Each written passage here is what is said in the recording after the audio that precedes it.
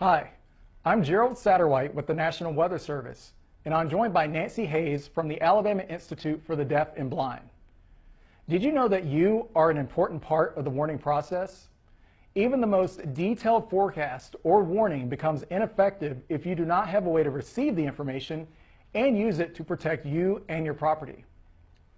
There are many ways to receive weather information, including weather radios, apps on your smartphone and tablet, web pages, television, and word of mouth. But don't pick just one. You must have multiple ways to receive weather information in case one fails. And be sure the sources you use are credible and reliable. Keep in mind that sirens are intended to only alert people that are outdoors. The NOAA weather radio is a must-have for any home, office, or school. These radios, which can be set to monitor only your area, constantly listen for alerts issued by the National Weather Service and tone an alarm and weather message within seconds. Assistive technologies are available for the deaf and hard of hearing, including a strobe light and pillow shaker. Remember, the National Weather Service is your official source for watches, warnings, other weather statements, and forecasts. Be sure to know which office is responsible for your part of the country and have a way to easily access weather information anytime, anywhere. Visit weather.gov and click on your region or type your city in the search box. You can also follow your National Weather Service office on social media. But it isn't enough to just receive weather alerts. You must also know how to plan and respond to them. Ready.gov/beinformed has a lot of great information on how to make a complete preparedness plan for before, during, and after various emergencies. Be sure to include your pets in the planning process. Safety kits are also an essential part of preparedness. Some of the basics include a radio, food and water, a flashlight and blanket, a first aid kit, medications, and a cell phone with a battery backup. We recommend visiting ready.gov/build-a-kit to help ensure your safety kit is complete from all angles. Become weather ready. Take time to make sure you and your family are prepared before severe weather strikes. Thanks for joining us. Hi, I'm Gerald Satterwhite with the National Weather Service, and I'm joined by Nancy Hayes from the Alabama Institute for the Deaf and Blind. Did you know severe thunderstorms are responsible for a significant number of injuries, fatalities, and property damage claims across the United States each year? These storms produce several different hazards at once and can affect any part of the country. So what is a severe thunderstorm? The National Weather Service defines a severe thunderstorm as having winds in excess of 58 miles per hour, hail 1 inch or larger in diameter, and/or a tornado. A distinction to keep in mind is that severe thunderstorm warnings pinpoint a threat of severe winds and/or large hail. If a tornado is also possible, a tornado warning is issued. Lightning and flooding are not included in the criteria for severe storms, but both can be deadly in their own way. While some storms can present a level of unpredictability, most occurrences of severe thunderstorms are forecast ahead of time. Always know what your forecast is for the week ahead. This is your first indication that bad weather could be in store and gives you time to prepare. Remember that the forecast can change, so always check for updates. As conditions become favorable for severe thunderstorms to develop, a severe thunderstorm watch is issued. The watch is your heads up that you need to be alert for changing weather conditions, have a way to receive warnings, and know where you can shelter. Once a storm is likely to produce large hail or high winds very soon, a severe thunderstorm warning is issued. The warning will include information on where the storm is, what it is capable of, and where it is headed. If you are in the warning, take immediate action to protect you and your property. Here are some tips to follow when severe storms are in your forecast. First, have a way to receive watches and warnings. Know what your safety plan is and how you will put it into action.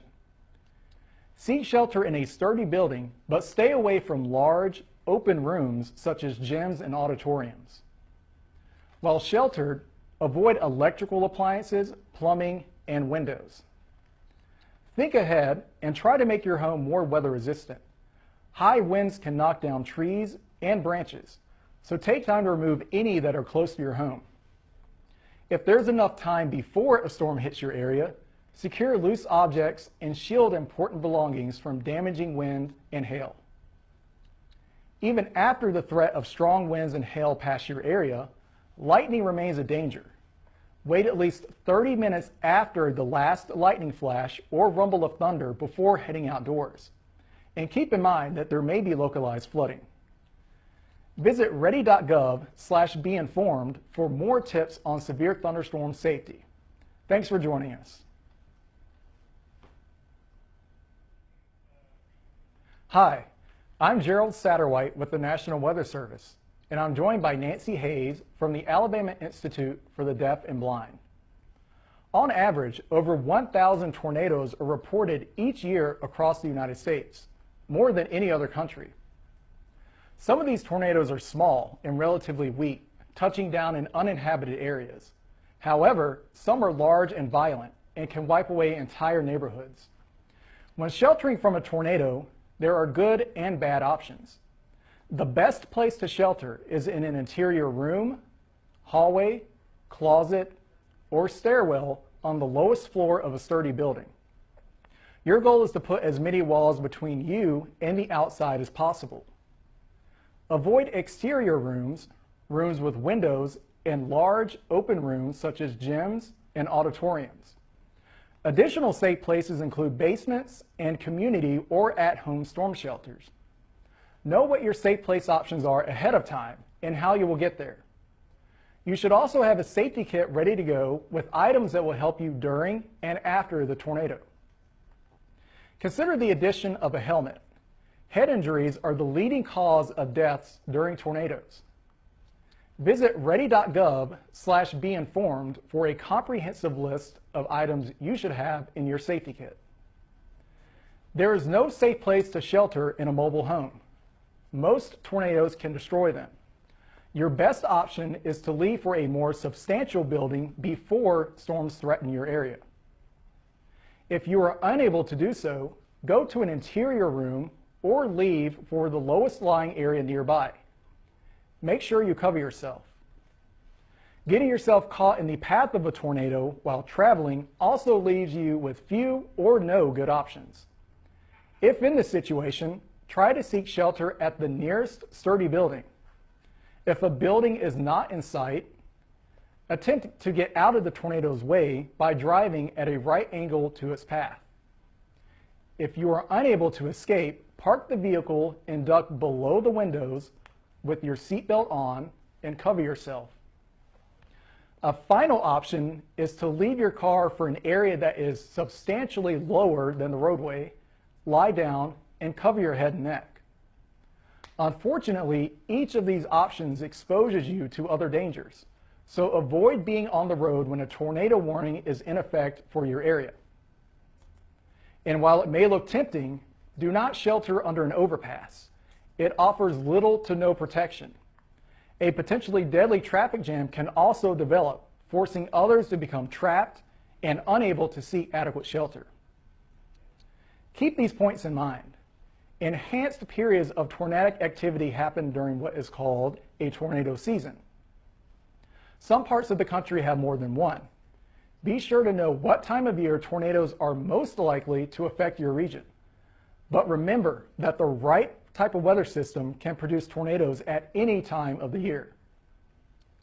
The time of day has little impact on whether or not a storm can produce a tornado. Whether it's 3 p.m. or 3 a.m., if the conditions are right, then a tornado can form. This is especially dangerous since tornadoes can strike while people are asleep. So you must have a way to be woken up if a tornado warning is issued for your area. A weather radio is a great option, and assistive technologies such as strobe lights and pillow shakers are available for the deaf and hard of hearing. Be on the lookout during tropical systems as well. They are known to produce tornadoes. And if you think you are protected from tornadoes because you live in a city or near a river or mountain, think again. tornadoes can and have hit those locations.